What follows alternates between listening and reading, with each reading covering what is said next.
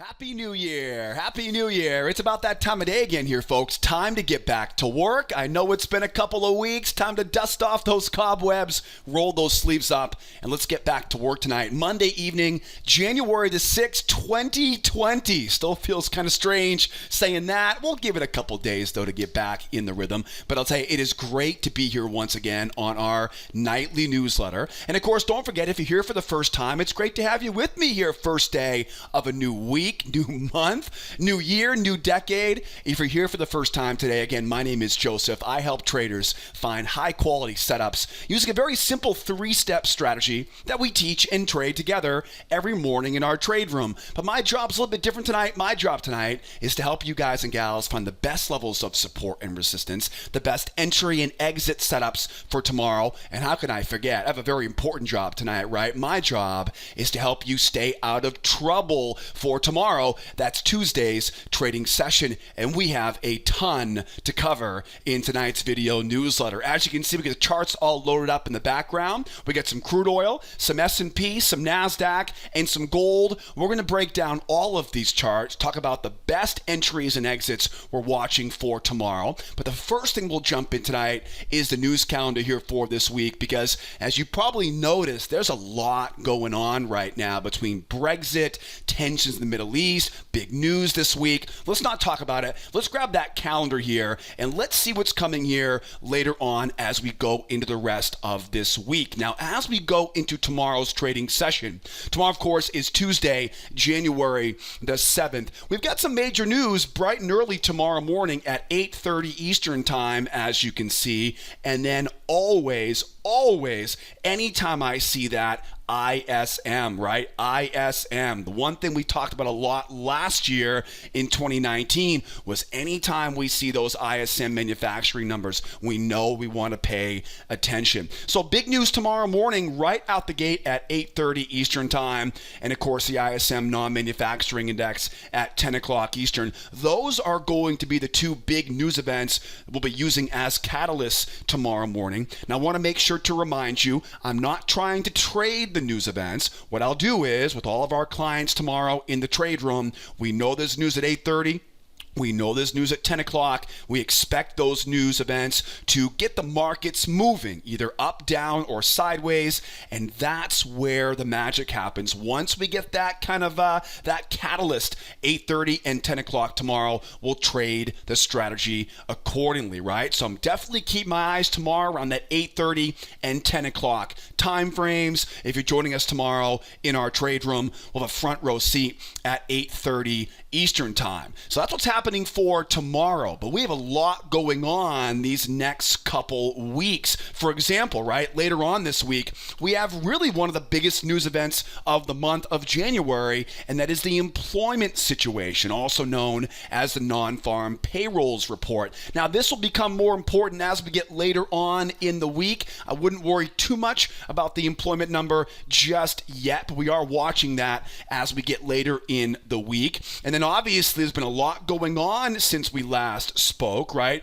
We of course have some tensions brewing right now between the U.S. and Iran. Of course, everyone's kind of waiting to see if there'll be more of that tit for tat, eye for an eye retaliation. That is obviously going to impact markets like oil and natural gas. We also know, of course, got that phase one trade deal with the U.S. and China. President Trump said the 15th. The ambassador from China, their negotiating team, said the 13th. So we're expecting to see something early next week. And of course, this should be something we'll hear more about as we go throughout the week this week. And of course, Brexit. How can we forget about Brexit? Remember, they're trying to get that Brexit deal done by the end of January. So these are three really big kind of known unknowns as we go into the rest of this week. We may wake up tomorrow morning with fresh news out of the U.S. and Iran situation. We may also hear some more coming out of the phase one trade deal with the U.S. and China. And of course, if you're in Europe right now, I'm sure everyone's listening in to hear what's going to happen right with that Brexit deal later on in the month of January. So think about it this way. We know tomorrow we've got some big news at 8:30 and 10 10 o'clock. That is definitely where I'll be paying close attention, looking for setups in the wake of that news. And then, of course, as we go later on in the week, we got the employment number on Friday. We'll worry about that later on in the week and be paying close attention to the news headlines. Do we have any new developments from the U.S. and Iran situation? Do we have any updates, right? Any new challenges with that phase one trade deal, right? And do we have any kind of obstacles in the way for that end of the month Brexit? Only time will tell right now. Those are the known unknowns, and we'll definitely be keeping an eye on that as we go later on into the week and as we go deeper into the month of January. So now you know the right times of the day tomorrow to pay attention to. Once we have that under control, now let's grab some charts. I'll get some crude, some S&P, some Nasdaq, and of course some gold here tonight on the newsletter. I'm going to jump in first over the black gold, the Texas T, the crude oil futures. And as you can see here tonight on the oil chart, oil has a relatively easy chart to work with. We can see we're dealing with a pretty easy to see bearish trend. That bear trend ends inside of a range. And anytime I see a market that's bearish and then ends inside of that range, I'm going to actually take the size of that range and use it to create my battle zone or my resistance zone overhead. Now you can see that sell zone also lines up beautifully with what I call a reversal line there at 61. Bunch of bounces around that 61 area. 61 definitely appears to be a great level of resistance overhead. And then of course I've got my rising resistance line. That's going to be a great area of resistance. And I'm also connecting these lows, right? That trending off those lows, bringing it up to that high, and that gives me now a hidden channel. So when you put all these pieces together on the oil, right, the crude oil futures, the CL is a symbol on that. We know we're bearish. We know we want to be a seller on this market, but the big clue here is that trading range, right? I don't want to sell the low of that trading range. Once I know I have a range, I'm going to take that range and find my level of resistance overhead. I want to sell up above the high of that trading range. And really my go-to pattern anytime I see a range on the chart is I like to look for what I call a failure pattern. I want to see the market try to go higher above that range.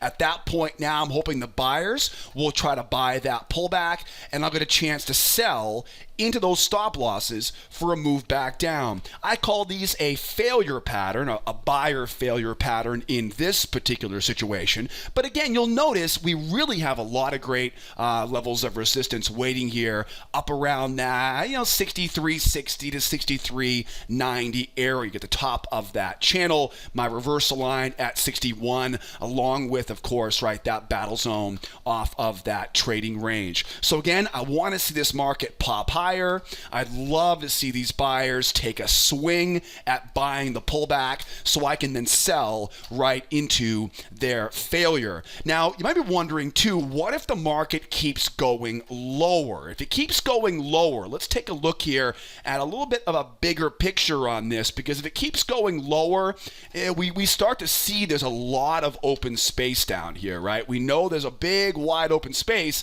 but we got to clear below what? We've got to clear below that 22 area. That's going to be an easy area for buyers to be buying, and obviously a place for sellers be trying to take some profit there. So if we do try to go lower here, okay, this is where we have to be a little bit disciplined, whether you want to be a buyer or a seller. For example, as the market goes lower, what I really need here is to get through that 22. And so what I'm looking for is really two patterns. One would be what I call a 1, 2, 3 breakout. I'll mark the low, I'll mark the high, and sell the high of that channel. And then the target is all the way down, right, as I mentioned earlier, at that 60-64 area. The other pattern would be what I call a 2-try breakout pattern, which is a strong move down. Buyers will try once, buyers will try twice, and of course, I'll look for a chance to sell after we see those buyers try a couple times. I call it a 2-try breakout pattern. So again, it's going to be either a 1, 2, 3 breakout as we go down, mark the lows, find the hidden channel, and sell off the high of that hidden channel. Or if we don't get a very, 1, 2, 3, if it just collapses down, right, let the buyers try once, let them try twice. Once we have them trying once and twice, now we know all their stops are sitting right below that low, and all we'll need is a nice signal candle to sell right into those stop losses. Again, one's called a 2-try breakout pattern. The other is called a 1, 2, 3 breakout. And again, the bears are trying to get down to that 60, 64. Now, how about a buy side, right? Maybe you're thinking right now, this guy's crazy, right? There's tensions in the Middle East. How can you think about being a seller on this market? All right. So how would you be a buyer on this right now? I'll be honest, I really look forward to potentially a crown reversal off the low.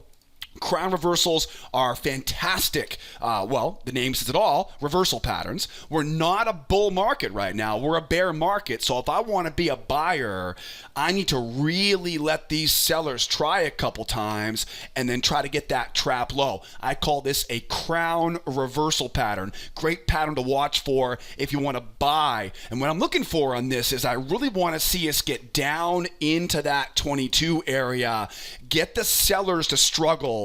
And if we see them trying, they can't go, right? If they can get that push through, we're good to go. But if they struggle here, though, watch that little trap low. And again, it'll be right above that 22 area, looking for that run back higher. And then what if we do go higher, right? I want to be a seller into a buyer failure pattern off that high.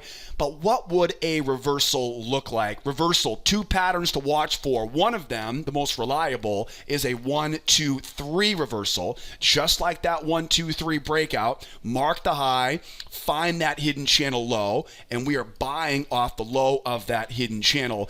These do take some patience because, as I said earlier, we're not a bull market right now. We're a bear market, so I have to wait for the bulls to take control. Then I can be a buyer at the low of that channel. Or if we really jump, let's say, for example, something happens overnight and the market just takes off as it goes higher. If it takes off and runs higher here, I know where those buyers are trying to go. They're trying to get to 72. I want to be a buyer if it really takes off to the upside.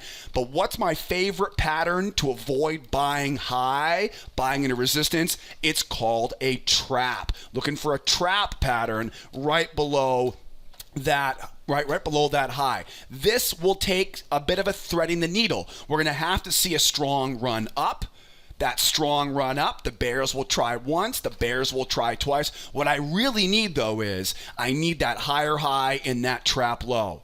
So there's 2 easy patterns as we go higher, and of course that crown reversal, right, as we come off of those lows. Now don't forget, there is potential we may sit inside of this range. If we sit inside the range for a while, just sit on those hands and wait for that price to get up. Those buyers will come over and try to buy. If they hold it, it becomes a 1, 2, 3 reversal, and we're buying off that low. If they can't hold it, you know the drill. We're selling right into those stop losses and running right back down to retest those lows. So as you can see, I got the plan all locked and loaded here for tomorrow's trading session. And how about all those patterns, those failures, those traps, those crown reversals? If you're here for the first time, I have a great deep dive into all of these patterns. I would highly encourage you, grab the free trading course on our website here at School of Trade. I'll put a link in the upper right-hand corner for you guys.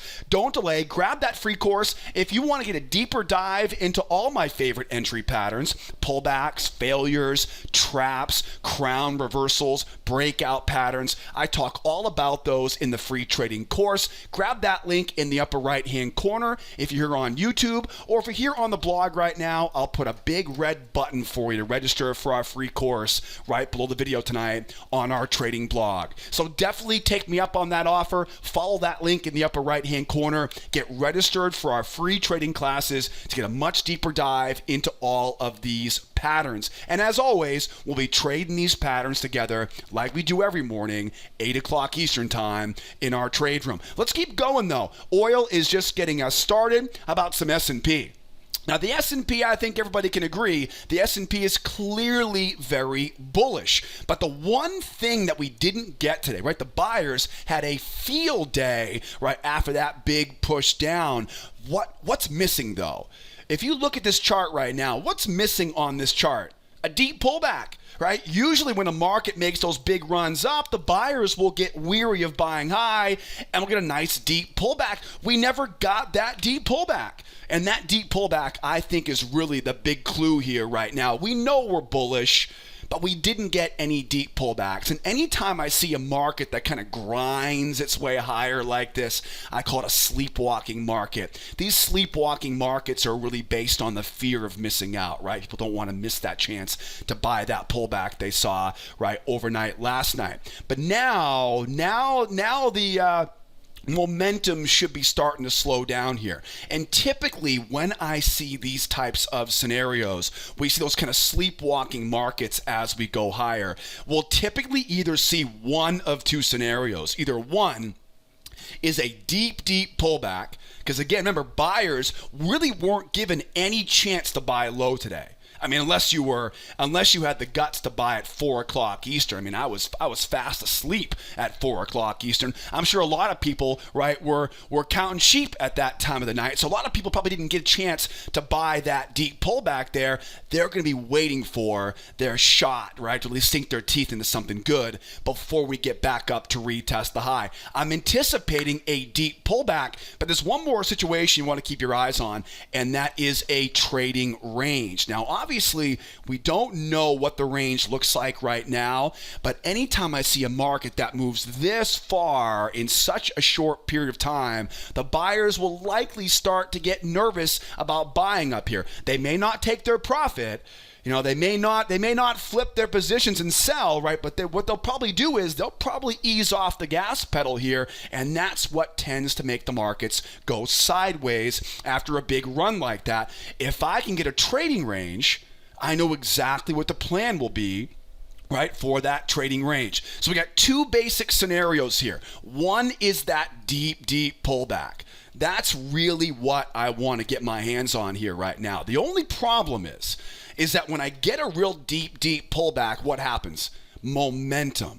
So imagine now as we get that deep pullback, and really what I'm looking for here is I get a reversal line here at 34 3/4, a beautiful reversal line there at 32.30. This area right here is ideal. This is ideal. Now, if we don't get that deep pullback, it'll probably end up going sideways up here, and we'll talk about that plan in just a few moments. So we know we have the potential here for a deep pullback. The pattern that I always look for whenever I have a really deep pullback is called a nested failure pattern. So imagine now we get that nice strong pullback as we go. That momentum now is going to feel really strong for those bears, and those sellers, I want to let them try once, let them try twice, and once I have those bears trying once and trying twice, now they've got that rope wrapped right around their neck, right? And that's exactly where we want them, because as long as we can get a nice strong signal, again, deep pullback, it's not a reversal, right? We're not reversing yet, just deep pullback into a level of support. You'll notice again, I've got some hidden channels down here. I'm watching that area as a level of support. But again, the most important levels are those reversal lines, 34 3/4, 32.30 even. And if we get that deep pullback, momentum will be a big challenge for those buyers. You'll have to let the bears try once, try twice, and then we'll know exactly where their stops are. And we're literally waiting for those bears to try once, try twice, and we'll try to run it right down their throat, right back up to retest the highs. And I'll definitely try to leave a runner on that, because you got some big levels overhead at 32.53 and change, right? 32.53 3/4, right? All the way back up to retest those highs. So that's the idea if we get that deep pullback. But what if we go sideways?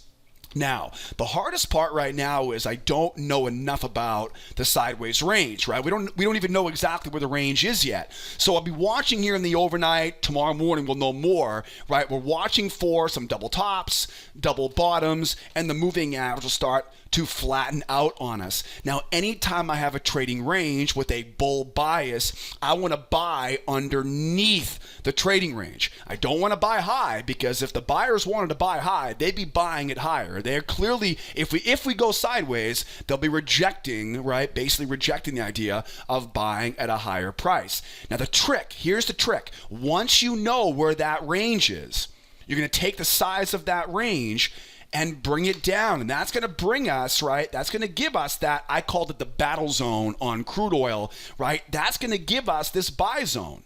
So the size of the range, and again, we don't exactly know how big or small it is yet. The size of the range, though, is going to tell me where the best support level is. And we'll do this together tomorrow once we know more about it in our trade room. Once I see that range, I want to wait for that pullback.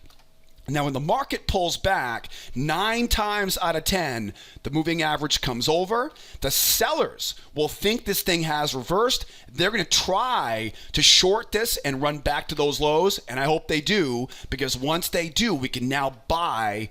If they fail, which they probably will, right, we'll buy into their failure with a seller failure pattern. Very similar to what we talked about on the crude oil. So now we know the 2 favorite patterns we're going to use when it comes to this bullish market. The one thing that we don't quite know yet is, how do we want to trade this if it goes higher? If it goes higher here, we got 2 big levels I'm waiting for overhead. Again, we know we're looking for the nested failure off a deep pullback. We know we're looking for a possible trading range with a failure pattern underneath. But what if we don't get it? What if it keeps running higher here? What's the plan? Well, if we're bullish, we want to buy, but we don't want to buy into resistance. I've got resistance levels overhead. So remind me, we talked about this on oil. What's my favorite pattern for buying high? Trap patterns, absolutely. Strong move up, 1 try for the bears, higher high, trap low. This is the go-to setup anytime I want to participate in the market going higher, but I don't want to buy high. I simply wait for a strong push up. I wait for the bears to try to sell it once. I wait for them to take a second shot twice. Now I know they've got that rope wrapped right around their neck, and all we need now is that strong signal candle. All those stops are sitting right above those highs, and we need those stops to fuel that run up to that 63.5. Now, make no mistake about this. If this thing just shoots higher here, I can't buy high here, right? That is, of course, that big high, right, from earlier on in the month of January. So if we do just make a run up into that area, look for that trading range. And of course, look for those seller failures to keep buying underneath that trading range. Last but not least, though, how do we sell this market? What's the best way to sell this puppy for tomorrow? One would be a crown reversal. 1 try, 2 try, trap high and go. Always keeping an eye out for what I call crown reversal patterns. And of course, right, the more, I would say more reliable, but if we do get that deep pullback, watch for those bears to hold the pullback off the moving average and look for that strong run lower. What is that called? 1, 2, 3 reversal. Mark up those lows, mark up that hidden channel high, and we are selling off the high of that hidden channel. What's my target? Target is, of course, back down to that low at 32.08. So S&P is looking great. And again, as I mentioned earlier, we're going to trade this stuff tomorrow in our trade room, 8 o'clock Eastern time. Make sure you get there on time, because we're going to go over all these patterns bright and early tomorrow morning at the opening bell. And again, if you're not ready yet to be a client, if you're not interested in joining me in the trade room, right, make sure you grab that free trading class I've linked up in the upper right-hand corner, or grab that big button right below the video tonight on our trading blog. S&P is looking pretty good. We need a little bit more information, though. How about some Nasdaq here? Nasdaq's in a very similar position, right? You can easily see right now the Nasdaq, has a very strong bull momentum. And really, with the exception of just this little guy right here, we really didn't get much of a deep pullback. And again, as I mentioned on the S&P, anytime we see a market move this far without really giving us a chance to buy a nice deep pullback, we always expect to see kind of one of two scenarios, right? Either a deep pullback, right, to allow buyers to get their, to get their teeth into something worth their while, or we expect to see a trading range up here. These are really the two big setups I'm watching for right here tomorrow. So buyers really want to stay patient right now. They're not going to want to buy high up here because it's just at this point the market's gone right too far. So one scenario I'm watching for is I'm watching for a retest of that high and a pullback that will create that trading range. Keep an eye out for a double top at these highs. If we get that trading range, find your buy zone by using the size of that range. And again, we'll do this together in our trade room. Once we know where that range is, I simply wait for that price to pull back, that seller failure to buy it right back up. A very easy pattern right below what would of course be a trading range at that time. And then some other food for thought here. We've got this. We know we're bullish, obviously, and of course I want to buy at support. I've got a couple support levels here marked up, the 33 1/4 and the 15 3/4 here. Both of those are pretty interesting levels. You can see here, one of them is actually right above where that gap would have been, which is a pretty interesting spot there, to say the least. So we got those two areas of support. Now, if we can pull back to the first one, right, this 33 1/4 area, if I can get a pullback to that first one, we might be able to get one of those combinations of failure into pullback combination for a retest of the high. I love this combination setup. It's basically a seller failure below the moving average, right, into a buyer pullback as we go back up to retest those highs. If we get a shallow pullback, basically holding above that 33 1/4, that's going to be my go-to pattern. Again, it'll be a combination of a seller failure into a buyer pullback pattern, right back up to retest those highs. But wait a second, if we really get that deep pullback, which is what I hope we get, that's what I hope we get tomorrow. But with that deep pullback comes a little bit of a curveball, right? Because if we do get a really deep pullback, now what happens? The bears, right? They start coming in, beating their chest, right? They're all excited. They're not going to give up that easily.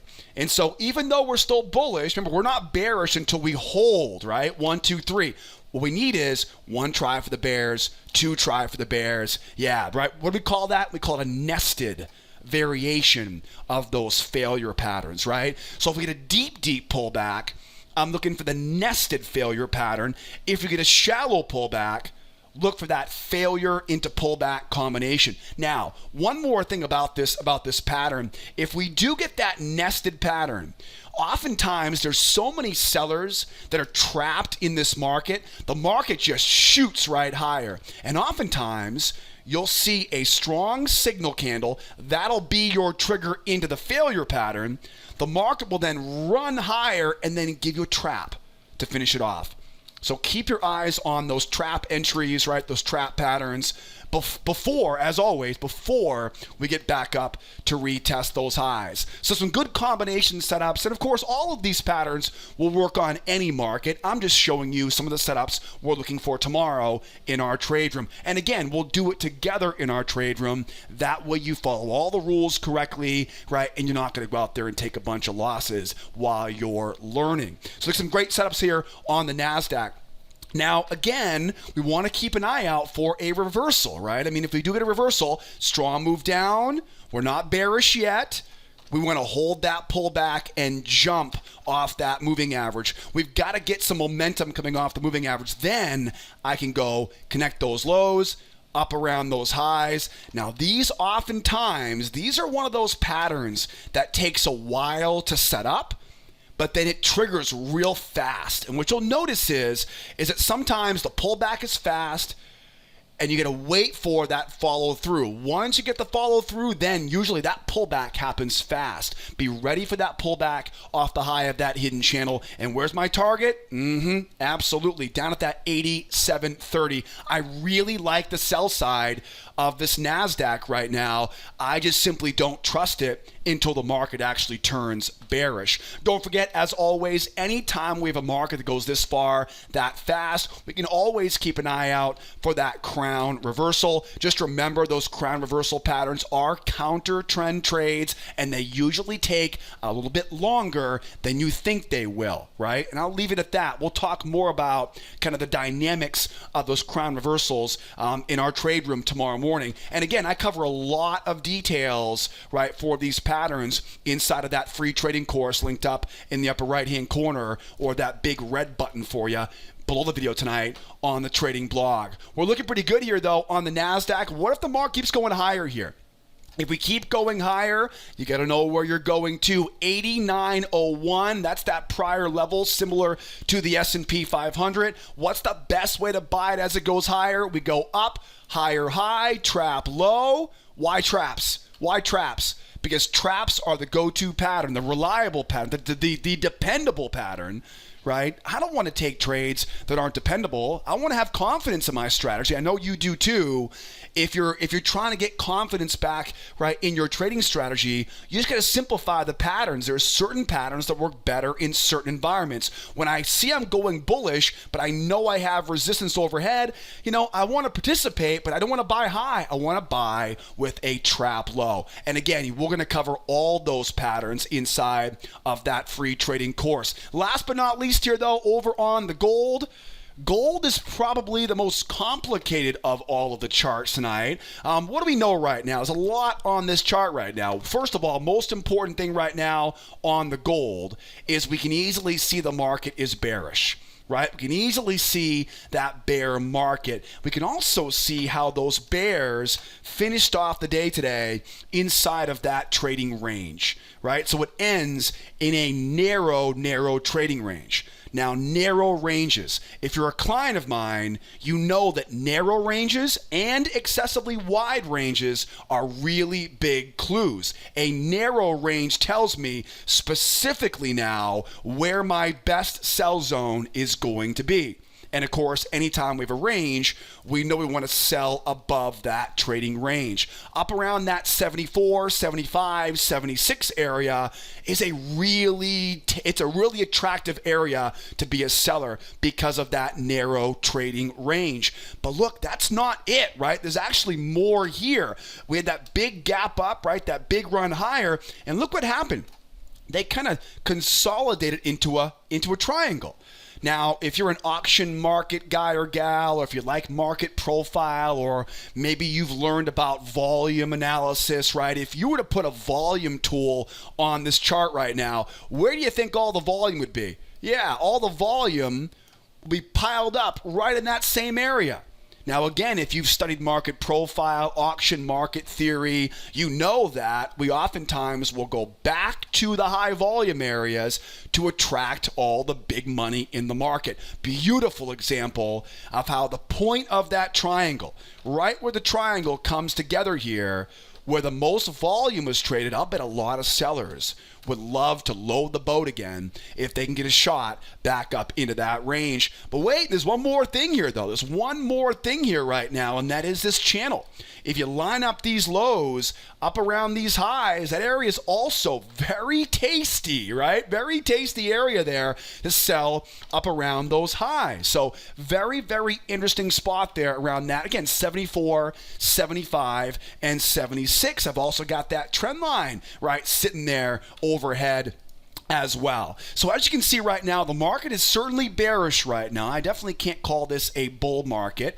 I've got a trading range at the low of the chart, which tells me I want to find that sell zone. A little bit different on this one because it's such a narrow range. I want to sell high. Got my channel to sell off the high there. Got my triangle to sell off that high. All right. The final big clue on this, right? The final big clue on this is that gap. Right? The only market, right? The only market of our big five that didn't fill their gap today, right? Oil got it, S&P, Nasdaq got their gaps filled. Gold seems to be a bit stingy, but it definitely looks like, right, they've got their eyes on it at that 1555.2. So we can definitely tell if the bears do want to go lower, we know where they want to get to. Now, let's put all this together. What if it goes up here for us?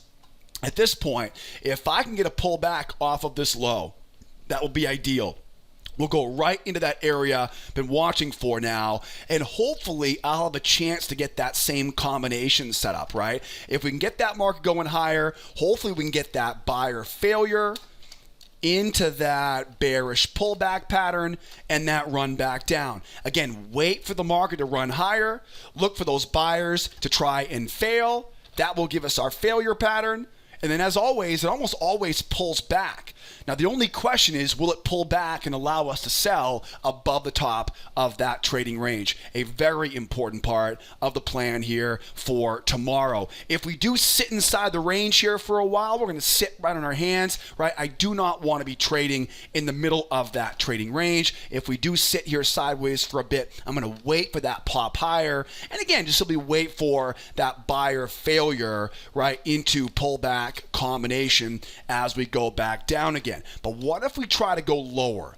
What's the game plan here? What's the best pattern? Let's see if you're paying attention here. What's the best pattern if I'm going with the trend, but I've got to worry about selling too close support?